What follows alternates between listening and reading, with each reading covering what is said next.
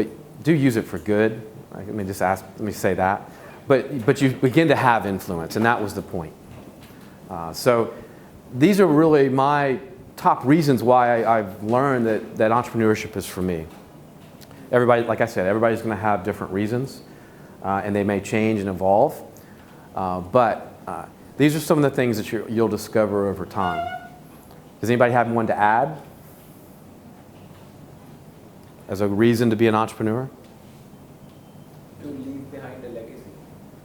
Yeah, I mean that was number 5, I think. Yeah, or number 2. Yes. Yeah, leave a legacy, something that's yours, something that you built, something that you can be proud of, something you can leave behind. Absolutely. So one of the things that I need to do is to earn enough money so that I don't have to worry about earning afterwards, and I can do things that I'm interested in. Yeah, right. Your time, your own freedom. Yeah. That freedom and time is one of my values. If I write a personal mission, I've got a personal mission statement that guides and keeps me focused and keeps me on task. And part of that is to own my own time, and because we don't get it back. All right, so tips to running your business. Now, I'm going to skip over. I've got about 50 on this presentation, but I want to do about 10 or so, and then really get to some question and answers that you guys are thinking about. So business plans. I know everybody's drilled that into your head. For every business that we've ever run, we've created a business plan, and I'll tell you a couple reasons why. The first one that we had was 600 pages, and it went on the floor in front of my door to keep my door open. Okay? It was an absolutely useless document, right? But they are essential. We went overboard. However, I do think that all the business plans that we create now are 10 to 20 pages long. And as long as you answer all the fundamental questions, right? The marketing side, the finance side, who your customer is, how you're going to reach them. If you answer all the fundamental questions in that business plan that you have, it's essential. And you're planning for success. If you don't plan, you plan to fail. And I know that's a cliche, but it's true. The statistic for businesses that don't have business plans is 30% more. You're 30% more likely to fail if you don't have a business plan. I'll give you another example of something that happened to me recently. I'm working on an incubator in Africa, and everybody was supposed to turn in their business plans. They turned in business plans. Everybody just looks the same, on the same paper, same typeface. And I said, well, did you guys collaborate on these things or something? What happened? They said, oh, there's a guy down the street that writes business plans.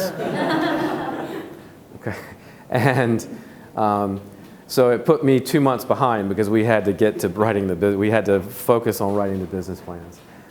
So don't let that happen to you. Focus and on your plan. Write it yourself. Write it with your team, so that you know everything that you're going to face. So that you, at least when it happens, and you have to make a change, you have to make a pivot. Something doesn't go right, or it goes right. You've thought about all the angles that you might have to take. I just think it's that important to have given things some thought, because the worst thing you can do is make rash decisions and quick decisions with little information. Okay, that's the quickest way to run your business in the ground. Okay.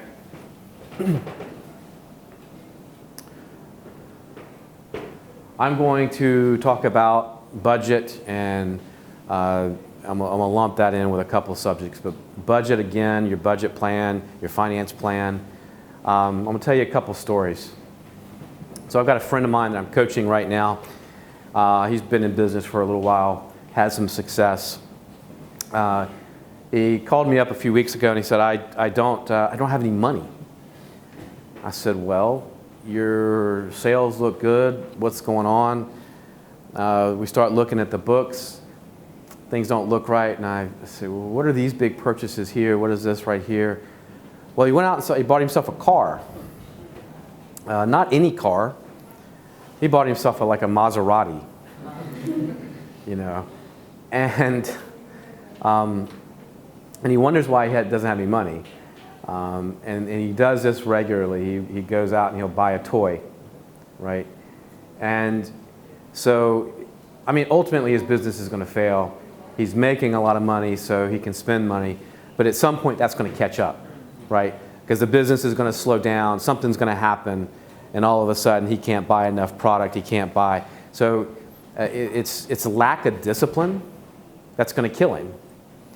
And with the budget, you have to be almost religious about it, and you have to be just very strict on what you spend money on. You got to have discipline. I've seen it many, many, many times over my life in business. That the businesses that often fail, it's often because of not paying attention to the budget. And what I didn't realize when I became a business person was you have so many people that come in your door wanting you to spend money. I remember one time in my area, a TV sales rep came into my office and he said, "I want to put your face on TV. You know, you look good on TV." You know, he did some sort of weird thing. And you know, it's flattering. It's, you know, who doesn't want to see their face on TV, right? But I thought about it, and I said, you know what? My customers aren't here. We're just manufacturing here. Our customers are all over the country. We don't have a single store in this area that buys a product. It doesn't make any sense for me to advertise in this local market and spend thousands of dollars on this thing that just make me feel like I'm famous or something, or make me feel good. I don't need to boost my ego. So, you know, be aware of people coming in and trying to get you to spend outside of your budget. Set that and be strict about it, and be just hardcore about it. Okay.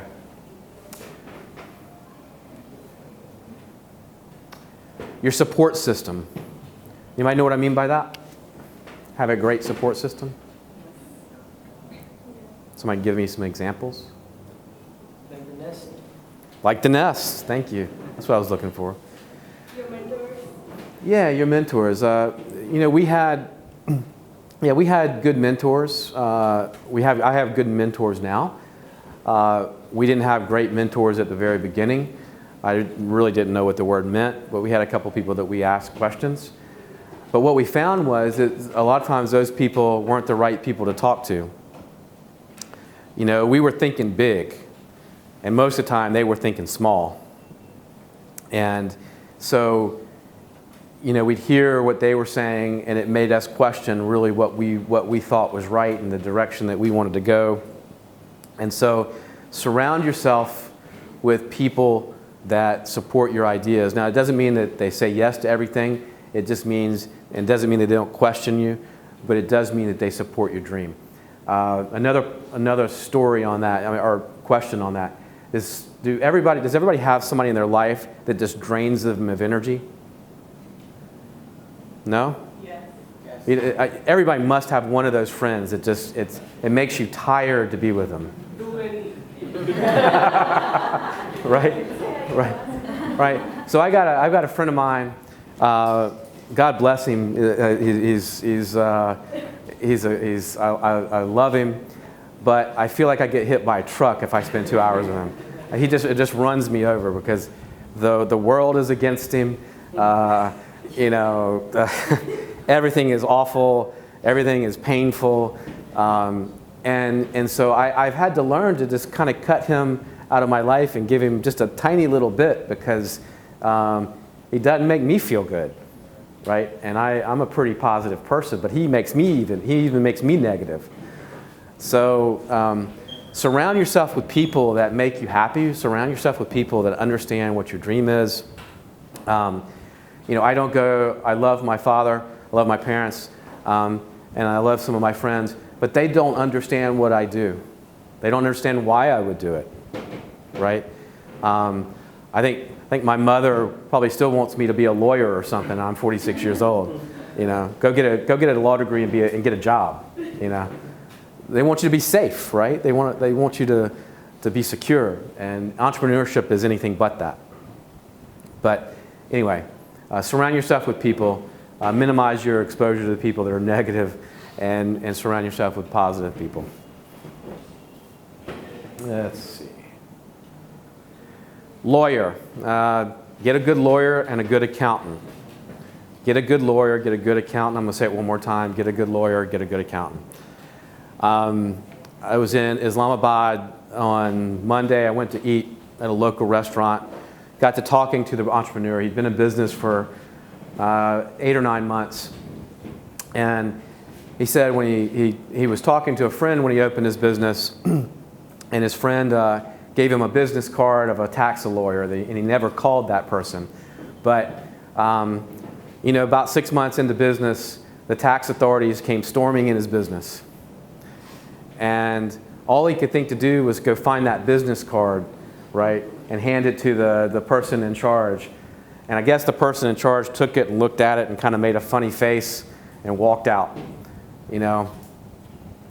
But he had engaged that lawyer, and he had put that person on his team. And I don't know what the tax authorities do here, but I have all kinds of visions of what they do in my country, and I don't know if it's the same, but if it is, it's scary. And so having that business cards, and being able to give it to them and say, go, let them go deal with it, saved him time and energy of having to deal with these people for a couple of days, probably.